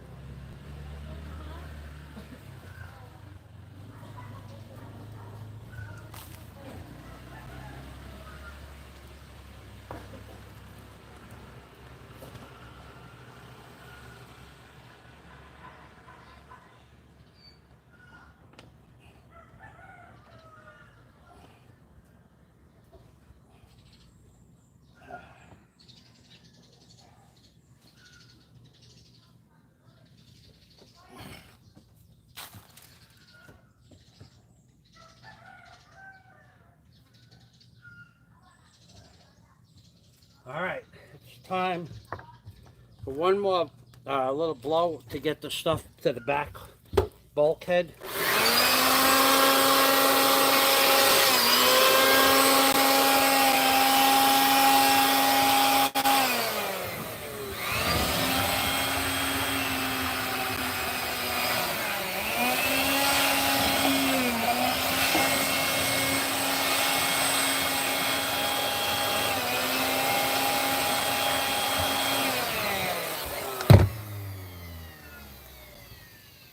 Ancient dirt. Hasn't learned anything from my channel, so we don't need you here. We don't need you on my channel at all, ancient dirt. Adios. You've had your chance to show everybody groveling at its best has come and gone.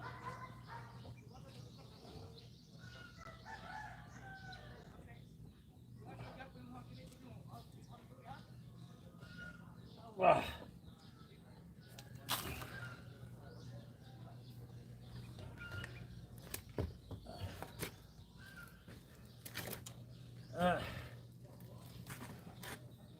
Ancient Dirt. I like that name. You should name your new channel Ancient Dirt. Change it from Ancient Derek to Ancient Dirt. That'd be suiting you.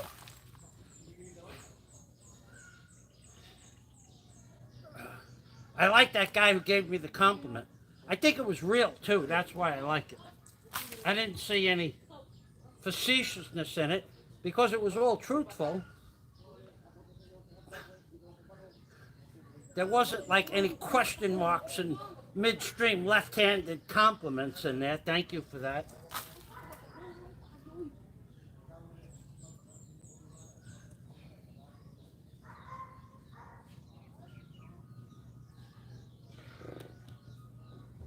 All right. I'm gonna go with what works here. I'm gonna blow it one more time.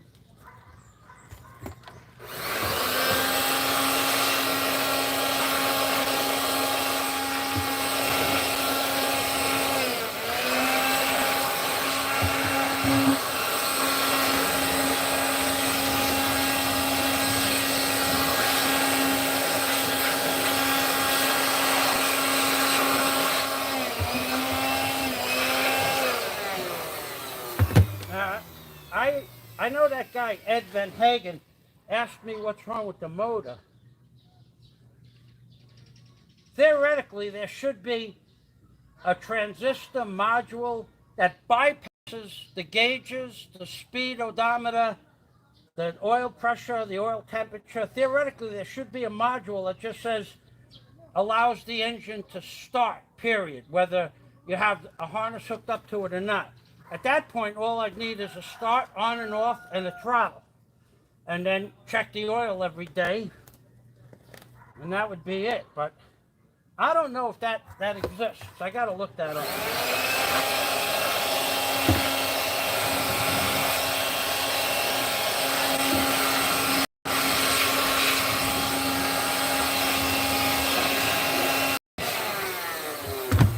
Maybe Ancient Dirt could help me out with that question.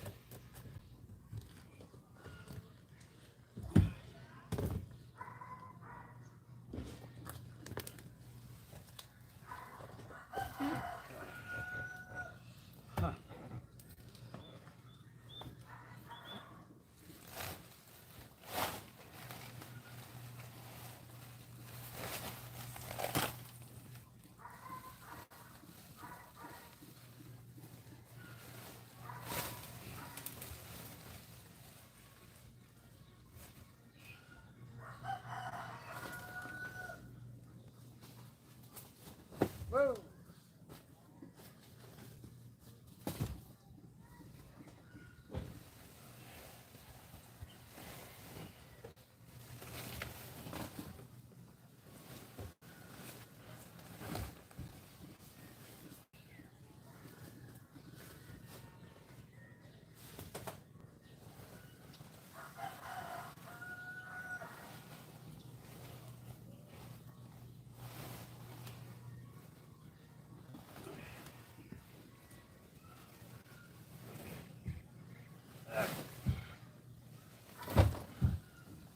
Oh boy.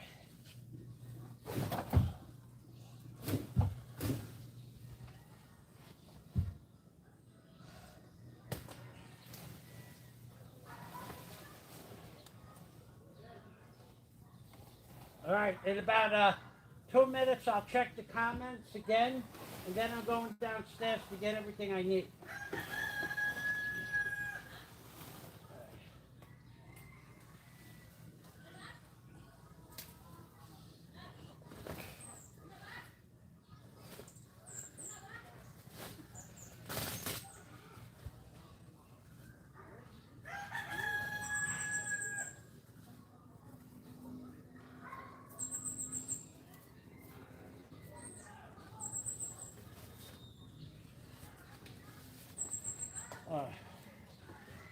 Yeah.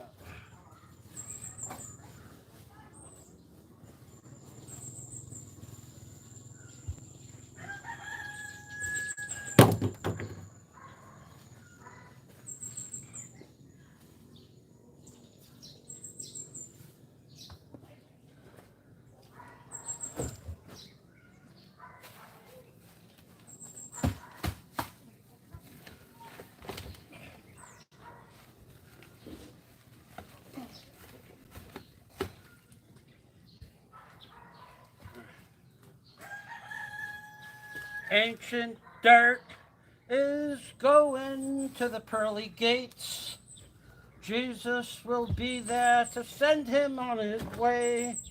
He abused Rabbi Jew Barker.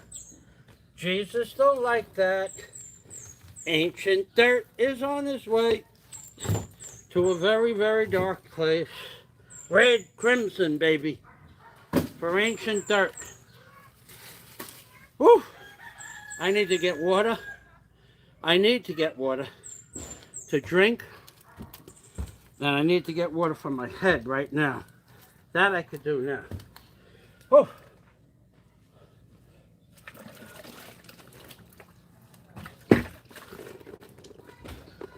Huh.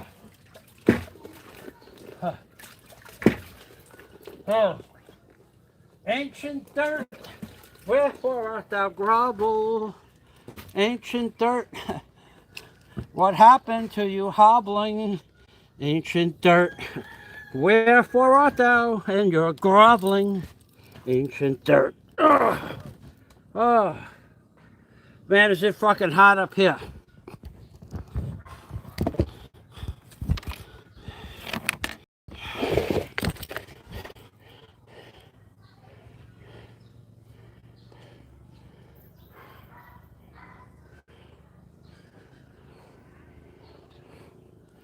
Well, thank you very much. Yeah, Einstein kept busy all the time. I never let Well, I try not to let an opportunity to do something constructive pass me by. Now, at night,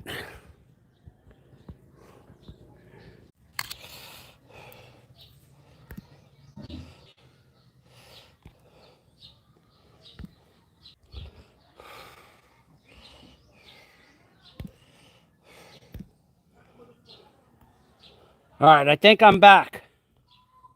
Yeah, I'm back. I don't know what happened there. It just shut off. I think I know what happened. I do know what happened. The camera gets to a certain temperature and shuts itself down. Okay, so what I need to do now, I need to bring up a fan also with the tools. Yeah, I try not to let an opportunity to do something constructive go by without doing something constructive. Now, I'm getting old, so a lot of times I just want to veg out. And I do. But I also am putting in more hours of doing something constructive during this lockdown than most other people are. And certainly people in the Philippines. And certainly the Philippines blogging genre. What a useless array of frauds and bullshit artists are the Philippines blogging genre. I'm going straight down to get a fan and a pair of ice grips and water. Be right back. I'm going to do this as quick as possible. It could take 5 minutes. And if the screen goes blank again, I'll restart the live stream in 5 minutes if it goes off again. The machine overheated, no doubt about that. Does that, and it's hot up here. I don't know what temperature it overheats, but it does that unless you put a fan on it. So I'm going to go get a fan. Huh. Huh. A fan and a pair of ice creams. And water. Huh.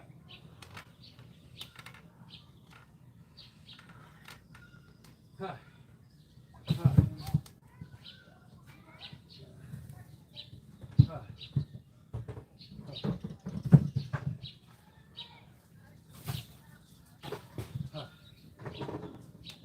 Huh. So I need a fan, which is not here. I have a pipe right here. Water and water and a